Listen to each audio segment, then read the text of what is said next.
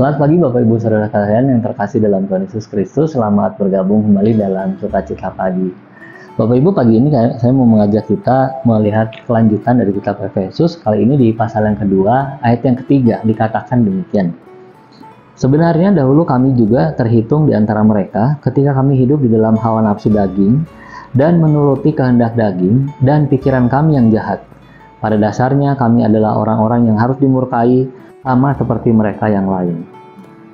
Saudara, kalimat yang bisa kita tekankan pagi ini adalah sebetulnya kita semua sebetulnya adalah orang-orang yang harus dimurkai. Dimurkai oleh siapa? Tentu oleh Allah yang kudus, yang tidak bisa bertahan kepada satu titik dosa pun, satu dosa kecil apapun itu. Karena di mata Allah dosa ya dosa, tidak ada dosa besar, tidak ada dosa kecil, semua bersalah. Tetapi saudara, ketika Rasul Paulus menjelaskan ini, dia menyatakan bahwa ada perbedaan juga ada kesamaan antara orang Yahudi dan orang bukan Yahudi. Perbedaannya apa? Pertama, karena mereka sudah mengenal hukum Taurat. Dan yang kedua, Mesias datang dari orang Yahudi. Tetapi kesamaannya saudara, sekalipun orang-orang itu, orang-orang Yahudi melakukan hukum Taurat, mengikuti aturan-aturan itu, tetap saja semua melakukan kehendak daging, dipimpin oleh nafsu mereka. Saudara, kita tahu bahwa tidak mungkin kita melakukan hal-hal yang kudus tetapi di bagian lain kita melakukan hal-hal yang menyimpang. Alkitab mencatat bahwa kita tidak bisa melakukan seperti itu atau tidak bisa hidup di dalam dua alam seperti itu. Tetapi hanya oleh anugerah Allah saja kita bisa bertahan sampai hari ini. Saudara, intinya Paulus mau menyatakan bahwa di dalam Yesus Kristus ada perbedaan itu, saudara. Ada perbedaan. Setiap kita telah gagal mencapai sasaran kehidupan sesungguhnya. Sasaran kehidupan sesungguhnya tentu hidup kudus sesuai dengan keinginan Allah.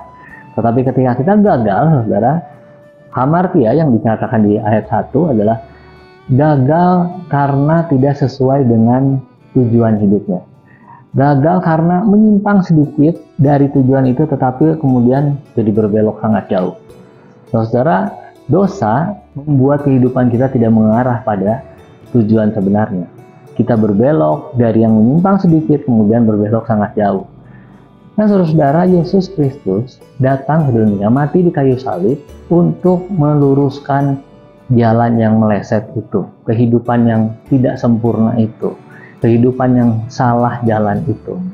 Alkitab berkata bahwa sekalipun dosa kita seperti merah seperti kain kirmizi, tetapi ketika dia datang, ketika Yesus Kristus membebaskan kita dari dosa, saudara, hidup kita bisa dipenuhi oleh kemuliaan-kemuliaan, jadi seperti kelihatan putih seperti salju. Saudara, pilihannya ada pada kita pagi hari ini. Apakah kita mau berupaya untuk hidup kudus senantiasa, ataukah kita menyerah kembali kepada dosa? Padahal seperti yang dinyatakan dalam Alkitab juga bahwa kita diberi kuasa untuk melawan dosa itu. Kita sudah menang, saudara, terhadap dosa. Mari kita tidak kalah terhadap dosa dan mari kita memenangkan babak-babak selanjutnya di dalam pimpinan Roh Kudus. Mari kita berdoa, saudara-saudara. Allah Bapa, terima kasih Engkau sudah memberikan kami kehidupan yang baru. Sekalipun sebelumnya kami adalah orang-orang berdosa yang menuju pada maut, tapi ketika Engkau membebaskan kami boleh hidup dengan lebih baik dan kami boleh diarahkan untuk hidup yang benar. Terima kasih Allah Bapa, kami menyerahkan kehidupan kami secara khusus di hari ini dalam nama Tuhan Yesus Kristus. Haleluya, amin. Tetap setia dalam pimpinan Roh Kudus, damai sejahtera dari Tuhan Yesus Kristus menyertai.